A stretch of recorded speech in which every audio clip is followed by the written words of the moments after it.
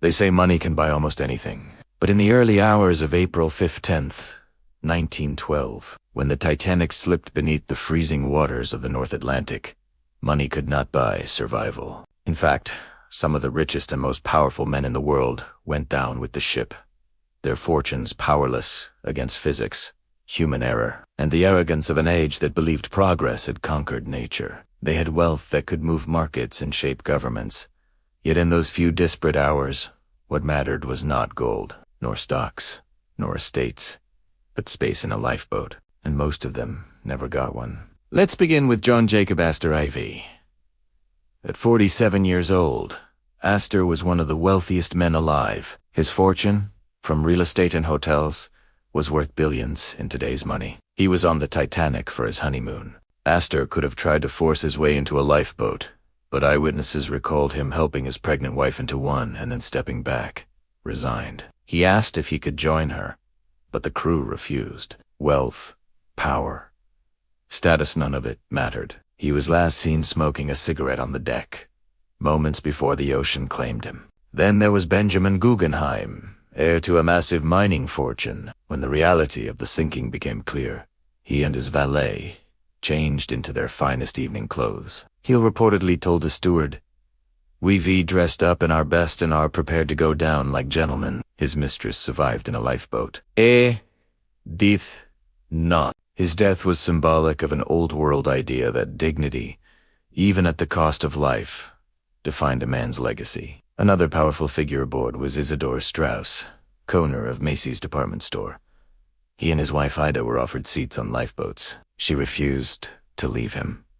"We have lived together for many years," she said, "and where you go, I go." They died side by side. The symbolism was profound. One of the richest merchants of his age, undone not by competition or financial mistakes, but by ice in the night. It revealed something no balance sheet could hide. Wealth insulated, but it did not make one immortal. The deaths of men like Astor, Guggenheim, and Strauss were more than just personal losses. They were financial earthquakes. When the Titanic sank, it was not only bodies that disappeared, but also the stability of financial empires. Consider Astor's death. He left behind a fortune so vast that his unborn son instantly became one of the richest children on earth. But this sudden inheritance also fractured the Astor family, consumed by legal wrangling and public scrutiny. A dynasty that seemed unshakable was suddenly vulnerable. The Guggenheim fortune endured, but Benjamin's death accelerated its consolidation under his brothers. His flamboyant lifestyle had drained millions, and his loss in the icy Atlantic cut off those excesses, preserving the core of the family's wealth. The Widener family's loss was also transformative. In memory of her husband and son who died on the ship, Eleanor Widener donated millions to build Harvick's Widener Library, one of the greatest research libraries in the world. Out of financial tragedy came a cultural monument. The Titanic sailed in 1912, but its story mirrors the fragility of our own financial world. The ship was marketed as unsinkable,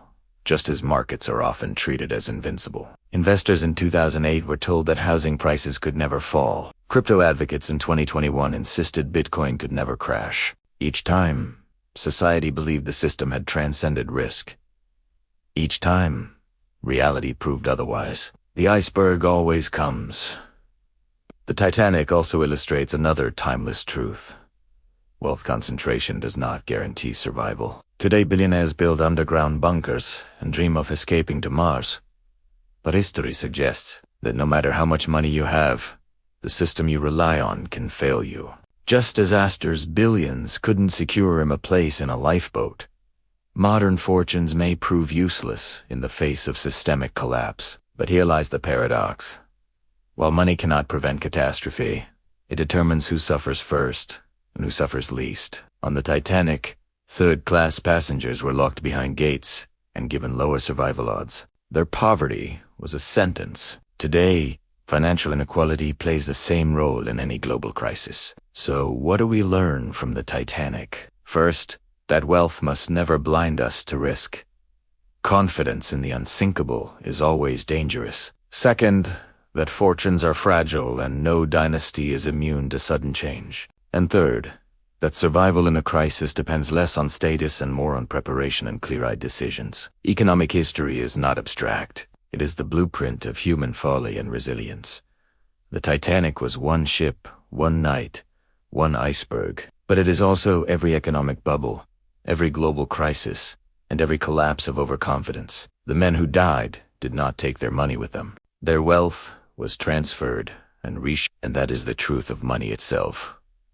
It is not permanent. It is a tool we hold temporarily before passing it on. The question is not how much you have, but how well you use it. If this gave you a new perspective, hit subscribe. History has the answers, and I'll show you where to look.